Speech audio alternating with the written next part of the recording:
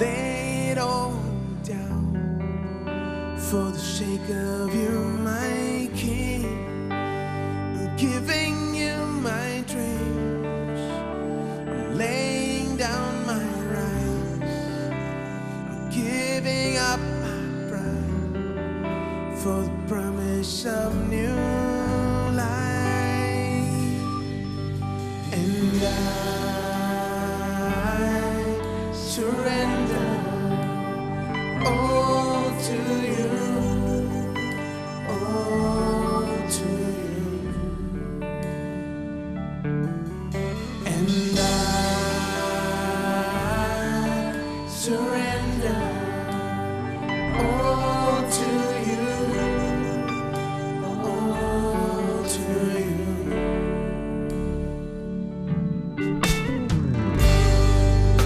I'm singing you this song, I'm waiting at the cross, and all the world owes you. I count it all as lost for the sake of knowing you, the glory of your name, to know the lasting joy in sharing in your pain. And I surrender all to you, all to you. And I surrender all to you, all to you. And I surrender all to you, all to you. Oh, I surrender all to you, all to you.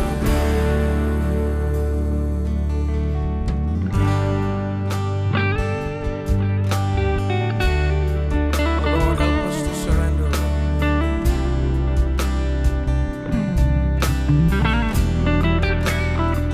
Every area of our life.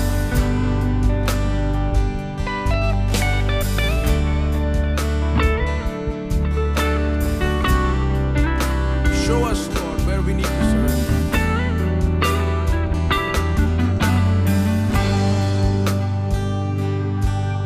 And I surrender all to you, all to you. And I surrender all to you, all to you. अब फिर वचन 28 में खुसरू के बारे में कहता है कि वो मेरा चरवाहा है और वो मेरी इच्छा पूरी करेगा। यरूशलेम के विषय घोषणा करता है कि वो बसाई जाएगी और मंदिर के विषय की तेरी नींव डाली जाएगी। अब चलिए इसे समझने की कोशिश करते हैं। प्रभु ऐसा प्रभु है जो अपने दासों का वचन पूरा करता। प्रभु ऐसा प्रभु है जो यरूशलेम से कहता है। अब ये सब यरूशलेम के बारे में कहता है जो उजड़ गया था, लोगों को बंधुआई में ले जाया गया, यरूशलेम बर्बाद हो गया था, बिल्डिंग और मंदिर और सब कुछ उजड़ गए थे, सब नाश हो गए थे। यानी ये सब कुछ कैसे बनाए जाएंगे? लोगों के जीवन सच में नाश हो गए थे। ये केवल बिल्डिंग और कोई जगह नाश नहीं हुई थी, लोगों का जीवन नाश हुआ था। मतलब कोई भविष्य नहीं दिखाई दे रहा था। उन्हें बंदी बनाया गया, उनके शहर नाश हुए थे। ये सब कुछ कैसे बनाया जाएगा? केवल दीवार ही नहीं, केवल बिल्डिंग ही नहीं, लेकिन लोगों का जीवन कैसे बनेगा? प्रभु कहता है कि वो ऐसा प्रभु है जो यरूशलेम से कहता है तू बसाया जाएगा। अब जरा कल्पना करें, प्रभु ऐसे यरूशलेम से कहता है कि तू बसाया जाएगा। क्या प्रभु स्वर्ग में बैठकर हर रोज माइक्रोफोन में यरूशलेम से कहता है तू बसाया जाएगा? फिर वो यहूदा के नगरों से कहता है जो उजड़ गए थे, तुम बनाए जाओगे। क्या प्रभु ऐसे करता है? मैं आपको बताऊं, प्रभु ऐसे नहीं करता है। उसने ये कहा था शुरू में, जब कुछ नहीं था। उसने ये कहा था कि ज्योति हो जाए। उसने कहा था प्रकाश हो जाए। उसने कहा कि समुद्र में मछलियां हो जाए। उसने कहा था कि आकाश में तारे हो जाए। उसने ये कहा था जब कुछ नहीं था, जब मनुष्य नहीं बना था। आप पाएंगे कि स्वयं परमेश्वर ने बार बार बार बार कहा था। यह उत्पत्ति का पहला अध्याय, ठीक है? आप पढ़ेंगे, प्रभु ने कहा, प्रभु ने कहा, प्रभु ने कहा, प्रभु ने कहा। यह पहले अध्याय की कहानी है। जब भी आप अध्याय पढ़ते हैं और जो भी बार बार बार बार आता है, उस पर आपको गौर करना चाहिए। प्रभु ने कहा, यह वाक्य उस अध्याय में बार बार आया है।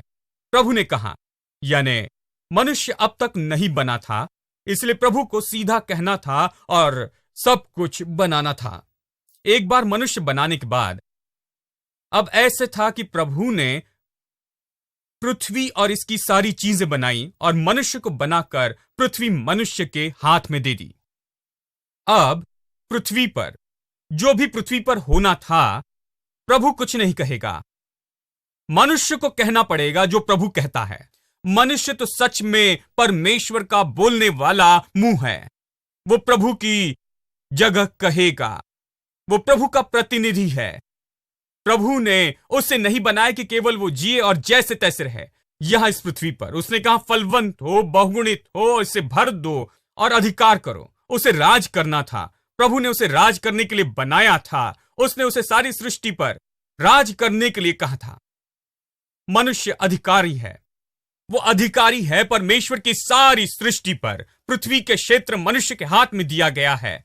इसलिए प्रभु इसके बाद बात नहीं करता है। उसने पहले कहा था, उसने पहले अपनी इच्छा प्रकट की।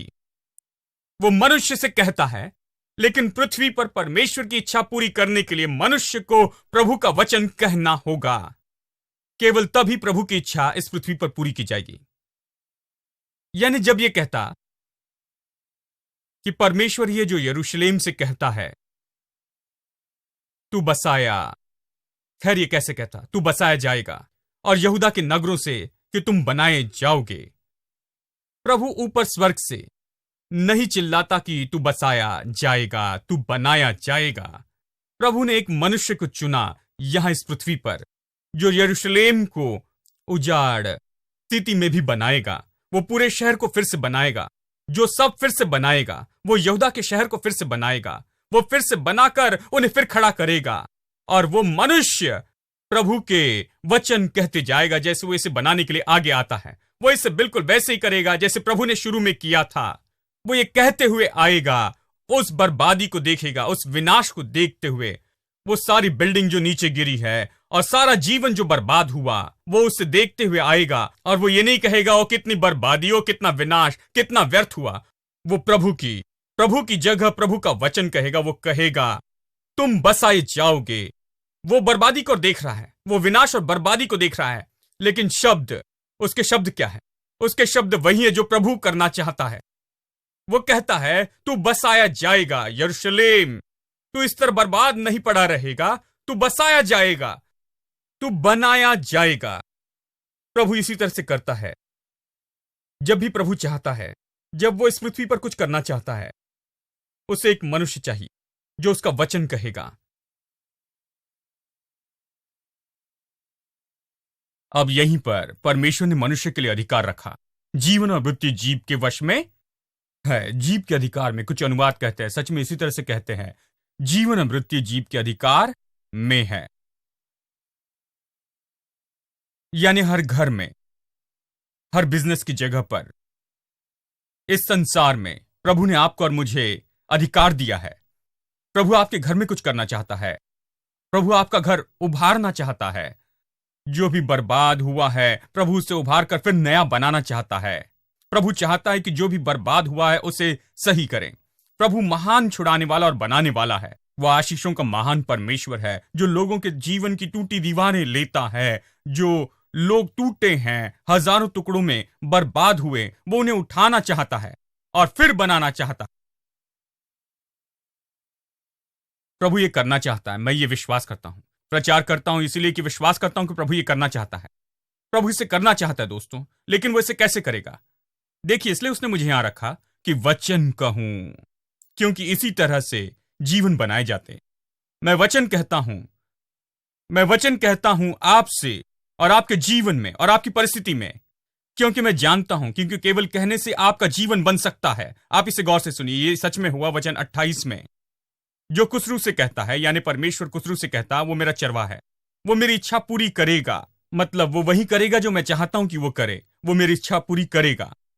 यरूशलेम से कहेगा, वो प्रभु की इच्छा कैसे करेगा? यहां इस पृथ्वी पर प्रभु जो भी करना चाहता है उसे वो कैसे पूरा करेगा? वो इस तरह से करता है, वो प्रभु के तरीके से करता। उसने कुसरी नाम के व्यक्ति को चुना, वो उसे आशीष देता है, सामर्थ देता है। लेकिन जो भी सामर्थ उसने प्राप्त की उससे बढ़कर, यानी प्रभु ने सच में खजाना उसके लिए खोला, यहां तक कि पृथ्वी के नीचे से छिपा खजाना खोलकर मनुष्य को दिया, ताकि वो इजराइल के जीवन को फिर से बना सके, वो सब सही करके सब फिर से बना सके। प्रभु ने कुसरू को चुना। कुसरू अब प्रभु के हाथों में था, वो प्रभु का पात्र था, चुना हुआ मनुष्य कि सब कुछ बना दे। लेकिन उसने ये कैसे किया? परमेश्वर ने उसे सब कुछ देने के बाद, यानी सोना चांदी और पृथ्वी के सारे स्रोत देने के बाद, कि लोगों के जीवन को बनाए, वो इसे नहीं बना सकता था इसके बिना कि वो खड़े होकर ये कहे यरूशलेम से कि तू बनाया जाएगा और मंदिर से कि तेरी नींव रखी जाएगी। यानी जब परमेश्वर ने मनुष्य को उभारा कि बर्बाद और उजाड़ जगह को फिर से बनाए, तो मनुष्य आगे जाकर कहता है कि तुम बनाए जाओगे, तुम्हारी नींव डाली जाएगी। वो चलते हुए समस्या नहीं कह रहा था, वो प्रभु की इच्छा को कह रहा था। उस परिस्थिति पर तुम बनाए जाओगे और तुम्हारी नींव डाली जाएगी।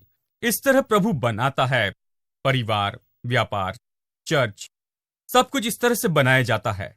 किसी मनुष्य को जाकर प्रभु का वचन कहना पड़ता है उस परिस्थिति पर, उस जगह पर, उस आशाहीनता पर, उस बर्बादी पर। लेकिन बहुत से लोग आज समस्या ही कहते हैं। देखिए, बहुत से परिवार में मनुष्य वहां समस्या ही कहते, जानते हैं, केवल वही कहते जो गलत है, हर दिन उठकर वही कहते जो गलत है। लेकिन इस तरह से सब बनाया नहीं जाता। चीजें बनती है उस परिस्थिति में परमेश्वर की इच्छा कहने से। प्रभु क्या चाहता है उस परिस्थिति में? यानी आपको पुलिस वाले जैसे रखा है, गड़बड़ियां हैं। शायद आपके घर में गड़बड़ी हो, आपके बिजनेस में, या आप जिस काम में जुटे हैं उसमें, आपके जीवन में, चाहे आप जो भी कर रहे हैं। शायद ये हो सकता है भारतीय चौराहे जंक्शन जैसे। इससे ज्यादा गड़बड़ी का और कुछ नहीं। जब आप किसी जंक्शन पर आते, भारत में, जहां 4 रास्ते मिलते हैं, जानते हैं, सब लोग जाना चाहते हैं एक ही समय में। हम सब में बड़ा अहंकार होता है हम पहले जाना चाहते हैं और दूसरे व्यक्ति को रास्ते से हटाना चाहते हैं और हम आगे बढ़ना चाहते, देखिए। लेकिन प्रभु का धन्यवाद कि हमारे पास यहां अच्छे पुलिस हैं। मैं देखता हूं कि लोग तो केवल सिग्नल लाइट तब मानते हैं जब पुलिस वाला वहां है। इसलिए पुलिस वालों के लिए धन्यवाद। पुलिस वाले यहां रखे जाते हैं ताकि ऑर्डर बनाए रखें। मैं आपको बताऊं कि आपके घर में प्रभु ने आपको विश्वासी के रूप में रखा है, अधिकार के साथ, पुलिस वाले जैसे, कि वहां शांति बनाए रखें। आप उसे बर्बाद होने नहीं दे सकते, आप उसे व्यर्थ जाने नहीं दे सकते, उसे बेकार नहीं कर सकते हैं। आप वहां पर बैठकर नहीं देख सकते कि सब कुछ बस नीचे आ रहा है। कुछ लोग कहते, देखिए पास्टर, इस हफ्ते सब कुछ मेरे लिए बर्बाद हो गया। तो बताइए आप क्या कर रहे थे? आप क्यों वहां पर हैं? आपने उद्धार क्यों पाया? आपको पवित्र आत्मा क्यों दिया गया है? आपके पास बड़ी बाइबल क्यों है? आपने चर्च में क्या सीखा है? आप इसके बारे में क्या कर रहे हैं? आपकी भूमिका क्या है? क्या आप बस सब कुछ नीचे गिरते देखेंगे जबकि सब नाश हो रहा है, या आप कुछ करेंगे? क्या आप जानते हैं कि आप क्या कर सकते हैं? क्या आप जानते हैं कि आपका अधिकार और सामर्थ्य क्या है? क्या आप जानते हैं कि सच में आप क्या कर सकते हैं? क्या आप प्रभु की इच्छा जानते हैं? क्या आप अधिकार लेना जानते हैं? कि क्या अपना अधिकार उपयोग करना जानते हैं? अगर आप नहीं जानते तो सब कुछ नीचे गिर जाएगा और आप बस देखते रह जाएंगे और कहेंगे, खैर हम नहीं जानते ब्रदर, शायद हो सकता है प्रभु की इच्छा है, शायद प्रभु हमारे लिए यही करना चाहता है। खैर, प्रभु की इच्छा यहां पर बताई है। प्रभु की इच्छा क्या है? प्रभु आपके घर में शांति चाहता है। प्रभु की इच्छा क्या है? प्रभु चाहता है कि आपके हाथों के काम में सफलता मिले। प्रभु की इच्छा क्या है? वो चाहता है कि आप शरीर में तंदुरुस्त रहें। प्रभु की इच्छा क्या है? प्रभु चाहता है कि हर अच्छी चीज आपके जीवन में आए और आपके जीवन में छा जाएं। प्रभु चाहता है कि आपके जीवन में ये सारी चीजें हों। प्रभु जो चाहता है उसके बारे में बहुत ही सटीक है। प्रभु आपको आशीष देना चाहता है। वो चाहता है कि आप दूसरों के लिए आशीष हो जाएं। प्रभु नहीं चाहता कि आप बर्बाद हो जाए। निश्चय प्रभु की इच्छा ये नहीं है। प्रभु नहीं चाहता कि आपका परिवार बर्बाद हो जाए और आपके बच्चे बर्बाद हो जाएं। आप ये कर सकते हैं, छुटकारा पाए हुए, उद्धार पाए हुए, लहू से धोए गए, आपके पाप भुलाए गए, वो मिटाए गए। आप किसी भी समय प्रभु के पास जाकर चर्चा कर सकते हैं, अपनी केस बता सकते, अपना पॉइंट रखकर जवाब पा सकते हैं। आपके पास इतना अधिकार और सौभाग्य है, तो आप घर में बैठकर क्या कर रहे हैं? बस सब नीचे गिरते हुए देख रहे हैं। किसी ने कहा, खैर मेरी पत्नी से बड़ी लड़ाई हुई ब्रदर, इसलिए मैं घर से बाहर भाग गया। मैंने कहा, आप घर से क्यों बाहर भागे? अगर मैं वहां पर रहता तो बहुत कुछ हो जाता। जी सही कहा, क्योंकि अगर आप नहीं जानते कि आपको क्या करना चाहिए तो सच में कुछ भी हो सकता है। क्योंकि आप जलाते हैं उस बम को अपनी जीभ के द्वारा, उस आग से, देखिए, और कुछ भी हो सकता। लेकिन जब आप जानते हैं कि इसे कैसे संभाले, तो आपको भागने की जरूरत नहीं। आप वहीं पर रहें और अधिकार ले ले। जान ले कि आप क्या है। जब आप जानते हैं कि आप क्या कर सकते हैं, देखिए, जब समस्या आती केवल तब ही नहीं, यहां तक कि समस्या आने से पहले ही, सामान्य समय में भी आपको कहना होगा, प्रभु की इच्छा और प्रभु की शांति और प्रभु की आशीषें आपके घर पर, आपके हाथों के कामों पर। देखिए, केवल तब नहीं जब परेशानियां आती हैं, केवल तब नहीं सब सारी गड़बड़ियां होती रहती। आपको हमेशा, दिन और रात, हर समय प्रभु के वचन कहना है और सब कुछ क्रम में रखना है। उस जगह पर, उस घर में शांति कहे, आशीष कहे। आमीन। यानी समस्या उभरने का कोई मौका ही नहीं रहेगा। और अगर वो उठते भी हैं तो उनके सिर पर जोर से मारे, उस अधिकार और सामर्थ्य से जो आपके पास है। आमीन। कुछ लोग कहते हैं, ठीक है, हम अपने बच्चों के लिए क्या कर सकते हैं ब्रदर? हमने उन्हें खाना दिया, कपड़े दिए, उन्हें कॉलेज में भेजा, कौन जाने वो क्या करेंगे? जानते हैं वो कैसे बढ़ेंगे? केवल प्रभु जानता है। मैंने कहा, प्रभु इसे जानता और आप भी इसे जानते मेरे दोस्तों। बच्चे प्रभु की ओर से विरासत है, प्रभु ने आपको दिए हैं। वो तो प्रभु के बीज होने चाहिए, जिनकी परवरिश होनी चाहिए कि यीशु का नाम वो कहे इस देश में और इस संसार में। आप प्रभु के लिए बच्चे पैदा करते, यहेजकेल की किताब ये कहती है, ठीक है? आप उन्हें प्रभु के लिए जन्म देते हैं, खुद के लिए नहीं। आप उन्हें प्रभु के लिए जन्म देते हैं, प्रभु के लिए, प्रभु के काम के लिए। आप इसे जानते हैं। आप इससे कहें, मेरे बच्चे तो प्रभु की ओर से विरासत है, वो भक्तिपूर्ण बीज है, मैंने उन्हें प्रभु के लिए जन्म दिया है। वो यहां प्रभु यीशु मसीह के नाम का प्रचार करेंगे, वो स्वर्ग के प्रतिनिधि होंगे, वो स्वर्ग के अधिकारी हैं और इस पृथ्वी पर वो आशीष होंगे। और कोई फर्क नहीं पड़ता कि दूसरे लोग क्या करते हैं, वो दूसरों के जैसे नहीं होंगे, वो ऐसे ही होंगे। मेरे बच्चे ऐसे ही होंगे। आपको यह कहना होगा, यह आपका अधिकार है। आपका जीवन और आपकी भलाई और आपका भविष्य और आपका जीवन कैसे होगा, यह आधारित है कि आप अधिकार का कैसे उपयोग करते हैं अपने जीवन में हर समय। क्योंकि पुराने दिनों में हम अधिकार को तभी जानते थे जब हम दुष्ट आत्माएं निकालते थे। ऐसा कुछ, हम दुष्ट आत्माएं निकाल सकते हैं, हमारे पास में अधिकार है। हम इतनी ही दूर तक गए हैं, हम कभी इससे आगे नहीं गए हैं। लेकिन मैं कहता हूं केवल उतना ही नहीं, आपके पास अधिकार है कि शांति बनाए रखे, आपके पास अधिकार है कि सब सही तरह से बनाए रखे, आपके पास अधिकार है कि घर को क्रम में रखे, आपके व्यापार को क्रम में रखे, सब कुछ क्रम में रखे। आपके पास अधिकार है। आप एक पुलिस वाले जैसे हैं जो खड़ा है कि गड़बड़ी को दूर रखे। सबसे पहले, अगर गड़बड़ी आ चुकी है तो अधिकार ले लें, उस अधिकार के द्वारा जो प्रभु वचन में है। आमीन। अब चलिए कुछ वचन पढ़ते हैं। अध्याय 45, ठीक है?